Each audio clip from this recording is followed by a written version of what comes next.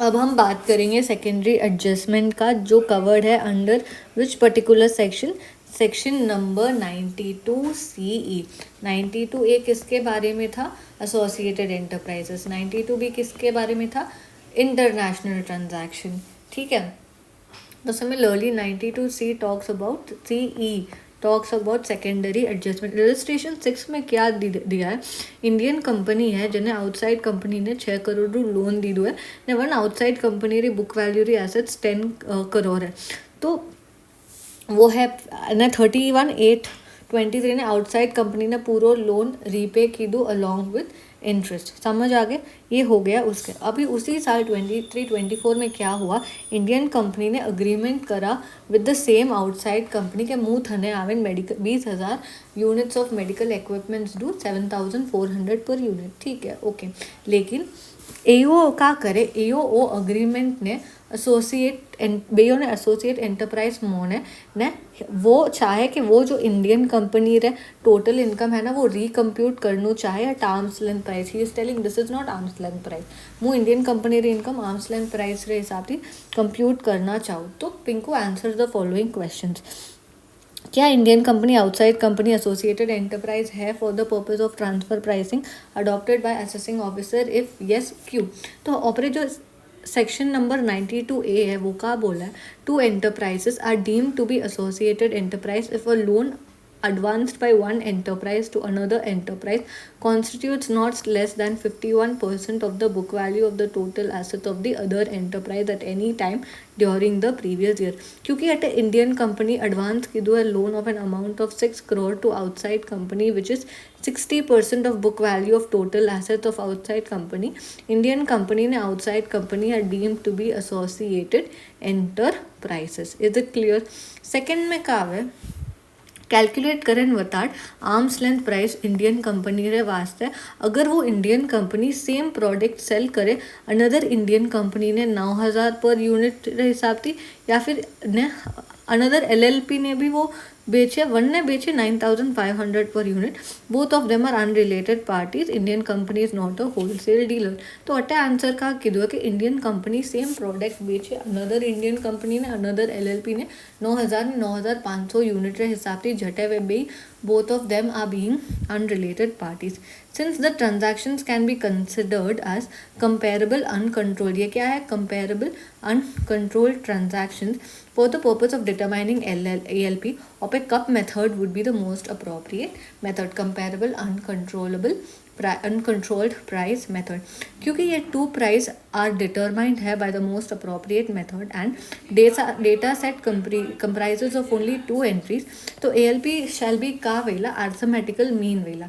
arm's length price would be arithmetical mean of both the values included in the data base. क्योंकि अटे arms length price ऑपरे 9,000 + 9,500 divided by 2 average करियो तो अपरो arms length price अटे का वे 9,250 वेला। Is it clear? ठीक है, तो क्योंकि deviation between the arms length price, deviation calculate किकन करी arms length price average ALP minus manipulated price जो क्वेश्चन में वन ने दीदू है आउटसाइड कंपनी रे वास्ते डिवाइडेड बाय मैनिपुलेटेड प्राइस करी तो 25% जो वेरिएशन आवे। अटे ऑपरे रूल्स का है अगर 3% तक रू वेरिएशन आवे ना तो ऑपरे arms length price will be actual transaction price. लेकिन अगर 3% से ऊपर ज़्यादा डिविएशन आवे ना arms length price equal to average ALP। Is it clear? तो अटे अपन का था पड़े deviation between arms length price and actual sale price of equipments to outside company but a deviation 25% है which far exceeds the maximum percentage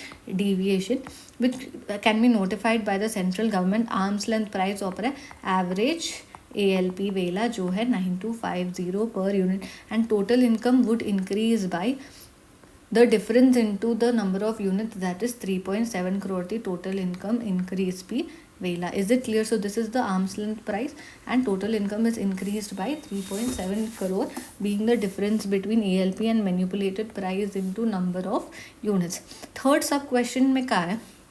Indian company के पास पाड़े का ऑप्शंस अवेलेबल है इन respect of increase in transfer price. 3.7 crore total income increase की थी। तो अगर Indian company accept करे सच ट्रांसफ़र प्राइस या इंक्रीज इन ट्रांसफ़र प्राइस तो इंडियन कंपनी के पास ऑप्शन का अवेलेबल है, तो वो जो 3.7 करोड़ इंक्रीज की तो वो का तो primary adjustment. So on account of primary adjustment of 3.7 crore, that is the difference in price into your 20,000 units made by AO in total income of Indian company for assessment, your secondary adjustment has to be made. ठीक है, primary adjustment की है तो secondary adjustment has to be made under section 92A. क्यों? क्योंकि company का की है एक्सेप्ट की है primary adjustment made by the assessing officer. Primary adjustment is respect of the assessment year 24-25 and primary adjustment exceed 100 lakh. एटा कत 3.7 करोड़ है, तो 100 लाख ने एक्सीड करे तो अकॉर्डिंगली जो अपने एक्सेस मनी 3.7 करोड़ अवेलेबल है to the outside company has to be repatriated to India within 90 days of date of order of assessing officer. Alternatively Indian company का करे ऑप्ट कर सके to pay additional income tax at what rate 18% plus सूर 12% plus HEC 4% which amounts to 20.9664% on 3.7 crore जो आवे अथरू. तो अथरू tax बनना पे करनू पड़ेगा. I hope this particular illustration is clear.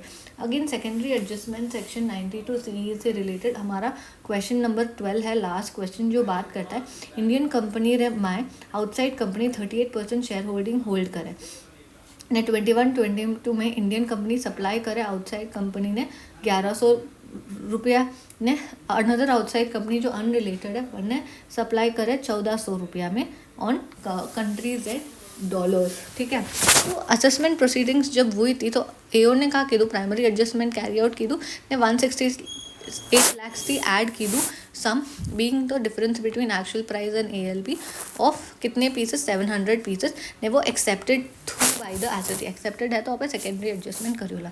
1/6/2023 ने एओ पास कीधु order in which primary adjustments में वेट. तो प्राइमरी एडजस्टमेंट कदी कीधु to on 1/6/23. On account of this adjustment, excess money of 168 lakhs is available with the outside company. तो पिंको in this context Indian company effect जानना चाहे of the transaction for assessment year 2025 on the basis that अगर वो declared income of 300 Indian company मैंने Khudru income 300 lakh declare की हुआ है ने जो एक्सेस मनी है 3.7 कितना है 168 लाख थ्रू जो एक्सेस मनी है it is still lying with the outside company till today. वो सिनेरियो में इंडियन कंपनी रे ऊपर का इफेक्ट वे ट्रांजैक्शन रो वो बताना. Exchange rate is ₹80. 6 month LIBOR rate कितना है 9.50. Is it clear? Added a sum of ₹168 lakhs. लेकिन ऑपरे जो प्राइस कन में कोटेड की है इंटरनेशनल ट्रांजैक्शन में कोटेड की है. Now coming down to the answer part, पहला ए भी एसोसिएटेड एंटरप्राइज है या नहीं है. तो as per section 92A Indian company and outside company are deemed to be associated enterprise since outside company hold shares carrying not less than 26% voting power in Indian company. तो on account of primary adjustment of 168 lakhs made by assessing officer Indian company का total income would be increase by 168 lakhs. Then first option, if Indian company opts not to pay additional income tax on excess money not repatriated, तो उन case में additional income tax वो नहीं पे करना चाहे तो in this case secondary adjustment has to be made under section 92C since company has accepted the primary adjustment made by the assessing officer. Primary adjustment is in respect of assessment year 22-23 and primary adjustment exceeds 100 lakh. Accordingly जो excess money available है with associated enterprise outside company not repatriated अगर है to India within 90 days of date of order of assessment, वो तो अगर 90 days के अंदर रिपार्टेड तो वरना वहाँ पे क्या बोलियो deem to be an advance that is made by the Indian company to with associated enterprise outside company and accordingly interest would be calculated on such advance on what rate. इन question में 6 month LIBOR rate 9.50% दी हुआ है क्योंकि transaction ऑपर है foreign currency रे में है तो 3% थ्रू आप स्प्रेड ऐड करियोला. अगर रुपीज़ में थू तो आप SBI रो स्प्रेड ऐड करियोला that is 3.50%. Is it clear? तो 6 month LIBOR rate plus 3% spread क्योंकि transaction is denominated in foreign currency, ठीक है, 3% spread. Interest would be calculated on such advance at 12.50 since the international transaction is denominated in foreign currency.